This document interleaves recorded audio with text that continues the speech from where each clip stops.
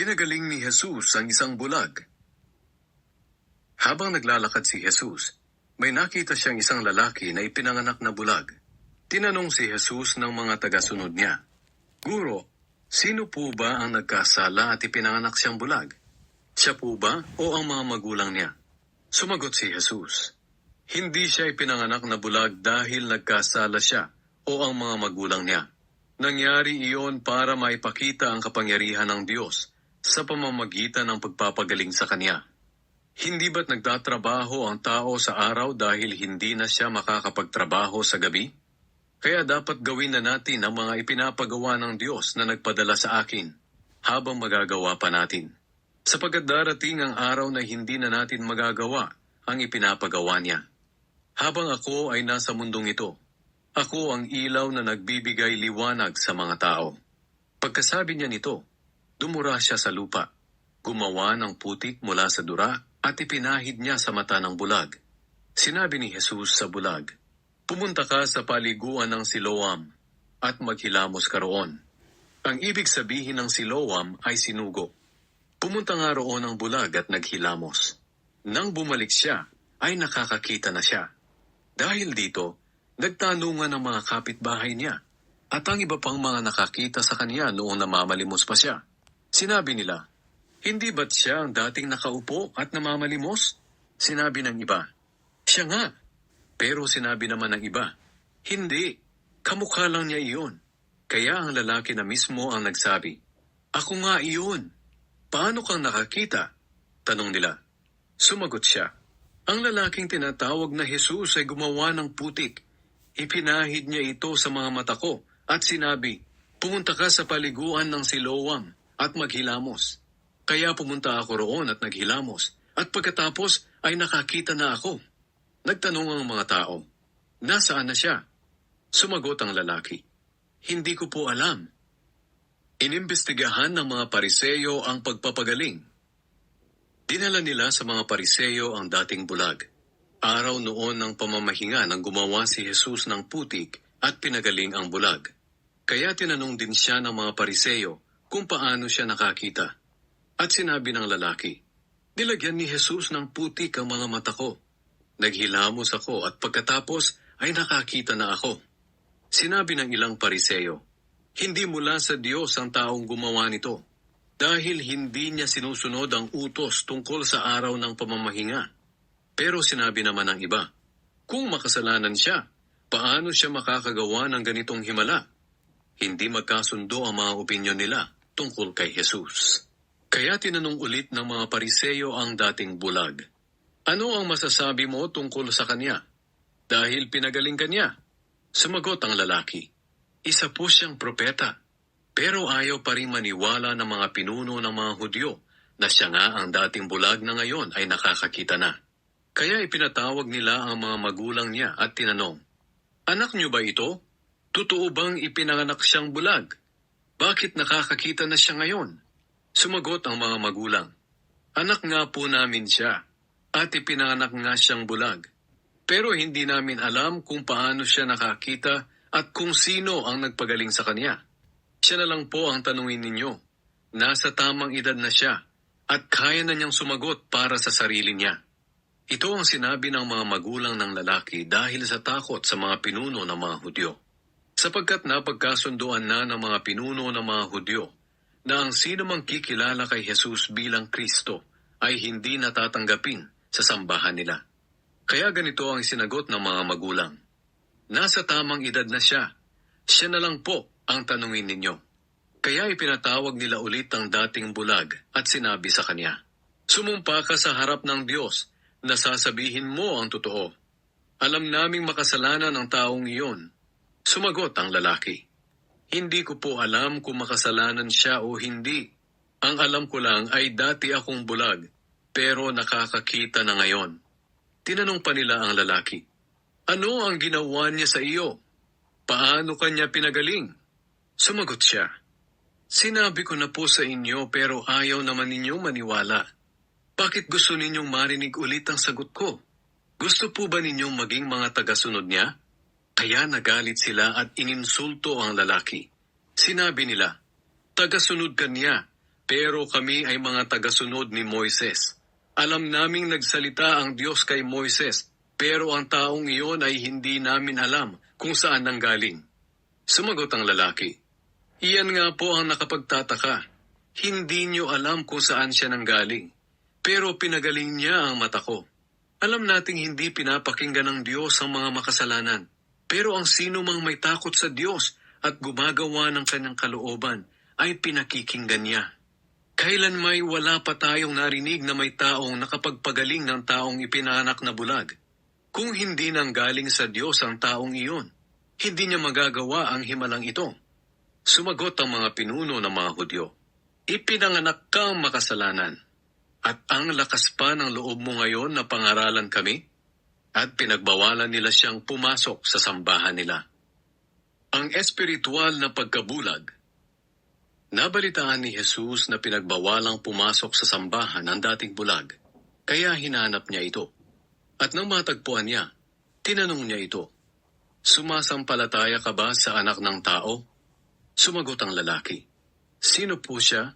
Sabihin niyo po sa akin, upang sumampalataya ako sa kanya. Sinabi ni Jesus sa kanya, nakita mo na siya, at siya ang kausap mo ngayon. Sinabi agad ng lalaki, Panginoon, sumasampalataya po ako sa inyo. At lumuhod siya at sumamba kay Jesus. Sinabi pa ni Jesus, naparito ako sa mundo upang hatulan ang mga tao. Ang mga taong umaaming bulag sila sa katotohanan ay makakakita. Ngunit ang mga nagsasabing hindi sila bulag sa katotohanan ay hindi makakakita. Narinig ito ng ilang pariseyong naroon at nagtanong sila, sinasabi mo bang mga bulag din kami? Sumagot si Jesus, kung inaamin niyong mga bulag kayo sa katotohanan, wala sana kayong kasalanan. Ngunit dahil sinasabi ninyong hindi kayo bulag, nangangahulugan ito na may kasalanan pa rin kayo. Tol. Nagsalita si Jesus sa pamamagitan ng paghahalintulad. Sinabi niya, sinasabi ko sa inyo ang totoo. Ang pumapasok sa kulungan ng mga tupa nang hindi dumadaan sa pintuan, kundi umaakyat sa pader ay magnanakaw at tulisan. Ngunit ang dumadaan sa pintuan ay ang pastol ng mga tupa.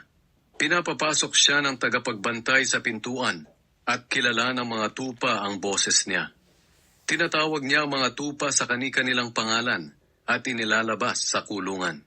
Kapag nailabas na niya ang mga tupa, nauunas siya sa kanila at sumusunod naman ang mga tupa dahil kilala nila ang boses niya. Ngunit hindi nila susundin ang iba. Sa halip ay agad pa nga nila itong lalayuan dahil hindi nila kilala ang boses nito.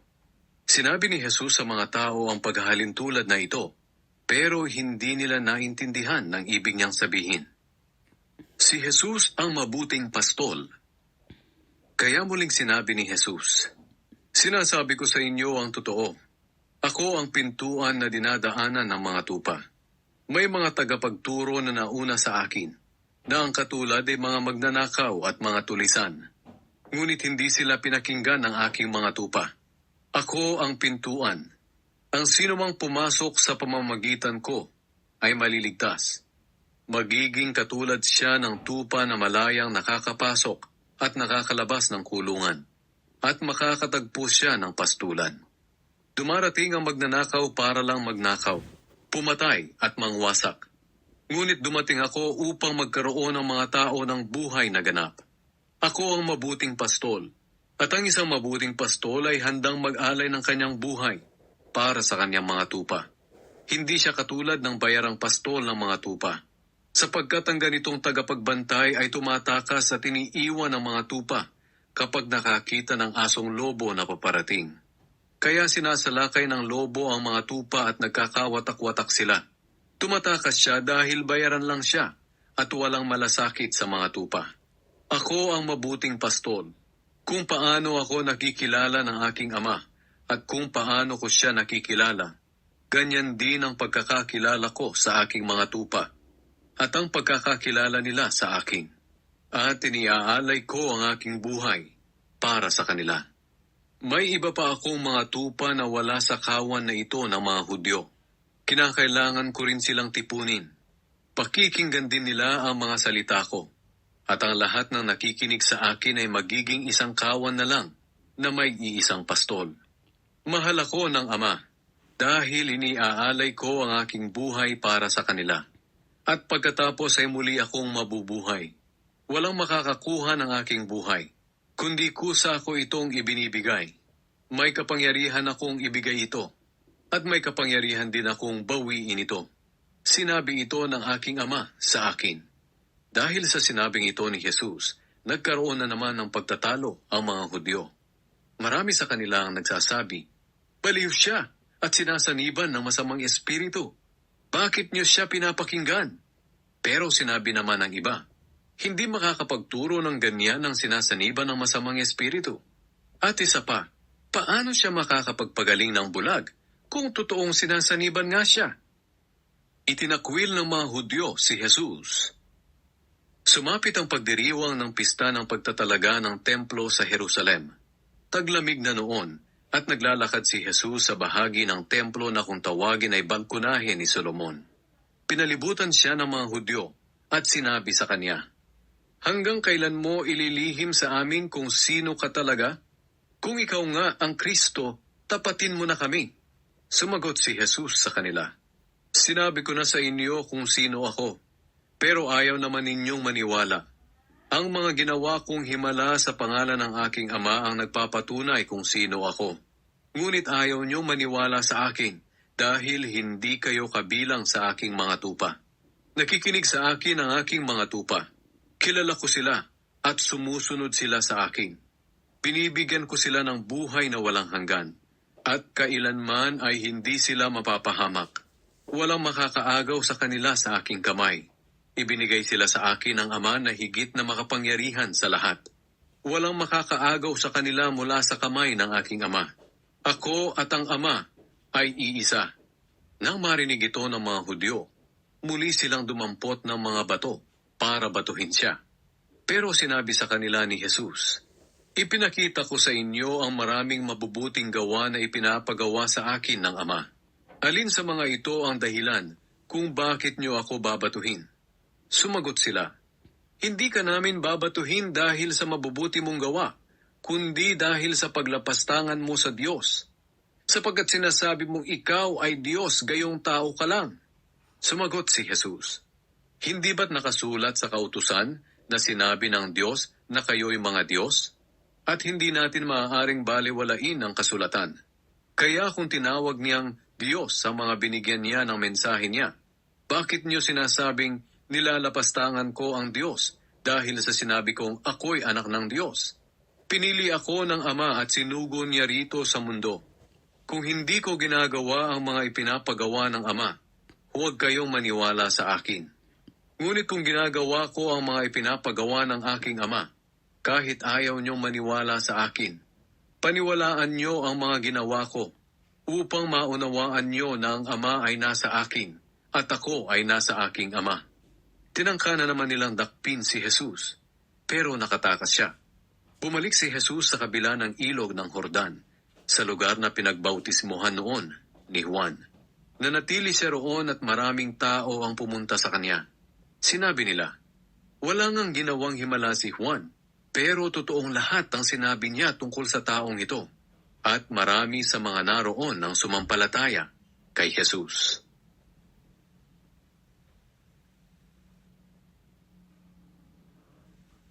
Ika-11 kabanata. Ang pagkamatay ni Lazarus. May isang lalaki na ang pangalan ay Lazarus. Siya at ang mga kapatid niyang sina Maria at Marta ay nakatira sa Betania. Si Maria ang nagbuhos ng pabango sa paa ng Panginoon, at pagkatapos ay pinunasan niya ng kanyang buhok.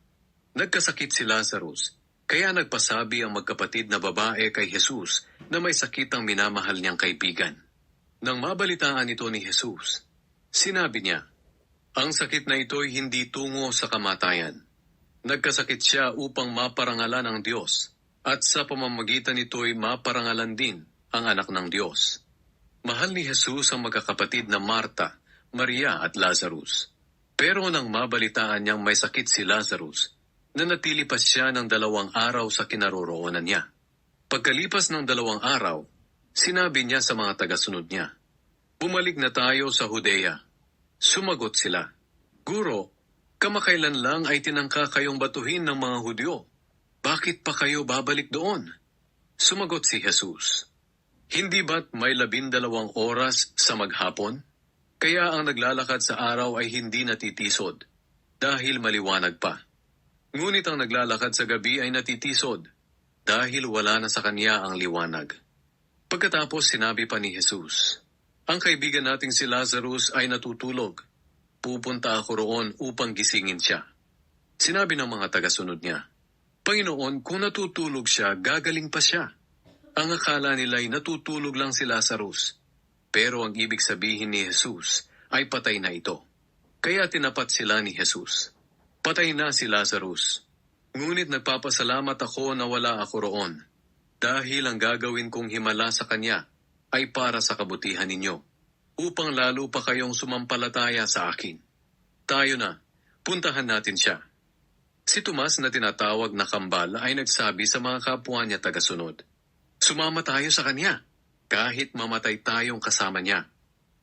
Binuhay ni Jesus ang patay. Nang dumating si Jesus sa Betania, nalaman niyang 4 na araw nang nakalibing si Lazarus. May 3 kilometro lang ang layo ng Betania sa Jerusalem. Kaya maraming Hudyo galing sa Jerusalem ang dumalaw kina Marta at Maria upang makiramay sa pagkamatay ng kanilang kapatid.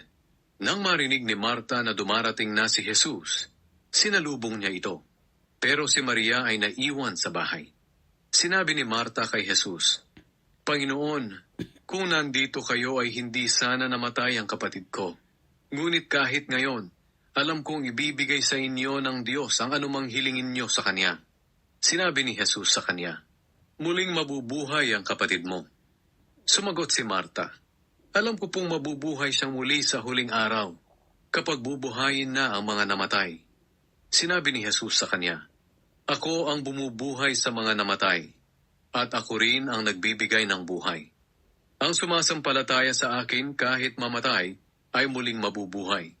Ang sinumang nabubuhay at sumasampalataya sa akin ay hindi mamamatay kailanman. Naniniwala ka ba sa sinabi ko?"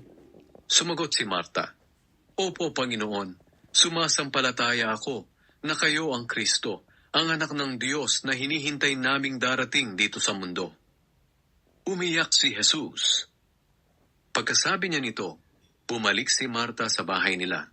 Tinawag niya ang kapatid niyang si Maria at binulungan, "Narito na ang guro," at ipinatatawag kanya. Nang marinig ito ni Maria, dali-dali siyang tumayo at pinuntahan si Jesus. Hindi pa nakakarating si Jesus sa Betania. Naroon pa lang siya sa lugar kung saan sinalubong siya ni Marta. Nang makita ng mga nakikiramay na Hudyo na tumayo si Maria at dali-daling lumabas, sinundan nila siya sa pag-aakalang pupunta siya sa libingan upang doon manangis. Pagdating ni Maria sa kinaroroonan ni Jesus, lumuhod siya sa harap nito at sinabi, "Panginoon, kung narito lang kayo, ay hindi sana namatay ang kapatid ko." Nabagbag ang puso ni Jesus at naawa siya nang makita niyang umiiyak si Maria, pati na ang mga kasama nitong mga Hudyo. Tinanong niya sila, "Saan ninyo siya inilibing?" Sumagot sila, "Panginoon, hali kayo at tingnan ninyo." Umiyak si Jesus. Kaya sinabi ng mga Hudyo, "Tingnan ninyo kung gaano niya kamahal si Lazarus." Pero sinabi naman ng iba, "Hindi ba't pinagaling niya ang lalaking bulag?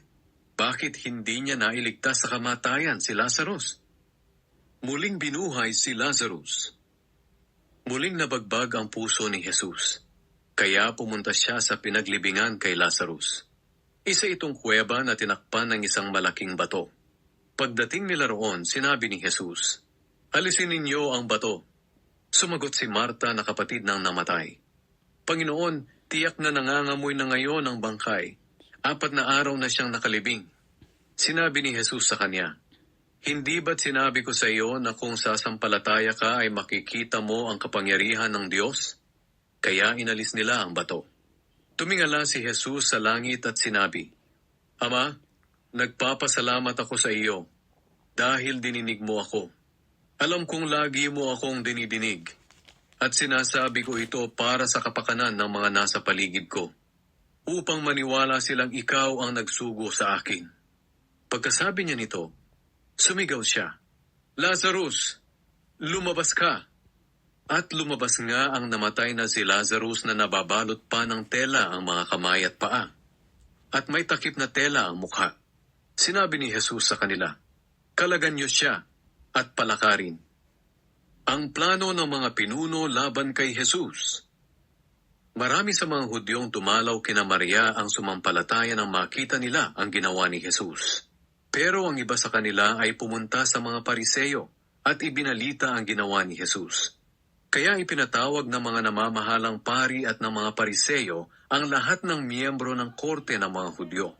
At nang nagkatipon na sila, sinabi nila, ano ang gagawin natin? Maraming himala ang ginagawa ng taong ito. Kapag pinabayaan natin siya, maniniwala ang lahat ng tao sa kanya na siya ang hari ng Israel. Kapag nangyari iyan, lulusubin tayo ng mga hukbong Romano at wawasakin nila ang templo at ang ating bansa. Pero isa sa kanila, si Caifás na punong pari ng taon na iyon, ang nagsabi, talagang wala kayong alam.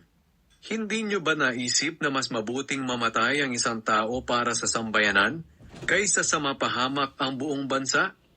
Ang sinabing ito ni Caifás ay hindi nanggaling sa sarili lang niya. Bilang punong pari ng taon na iyon, nagpahayag ang Diyos sa pamamagitan niya na mamamatay si Jesus para sa buong bansa. At hindi lang para sa bansa nila, kundi para sa lahat ng mga anak ng Diyos na nagsipangalat sa buong mundo, upang tipunin sila at pag-isahin. Mula noon, binalak na nilang ipapatay si Jesus. Kaya hindi na lantarang nagpakita si Jesus sa mga Hudyo. Sa halip ay pumunta siya sa lugar na malapit sa ilang, sa isang bayan na kung tawagin ay Ephraim. At nanatili siya roon kasama ang mga tagasunod niya. Nang malapit na ang pista ng mga Hudyo na tinatawag na pista ng paglampas ng anghel, maraming tao mula sa iba't ibang bayan ng Israel ang pumunta sa Jerusalem upang isagawa ang ritual na paglilinis bago magpista. Hinanap nila ng hinanap si Jesus at nagtatanungan sila roon sa templo. Ano sa palagay ninyo? Paparito kaya siya sa pista? Nang mga panahong iyon, ipinag-utos ng mga namamahalang pari at ng mga Pariseyo na ipagbigay alam ng sino mang nakakaalam kung nasaan si Jesus upang madakip nila.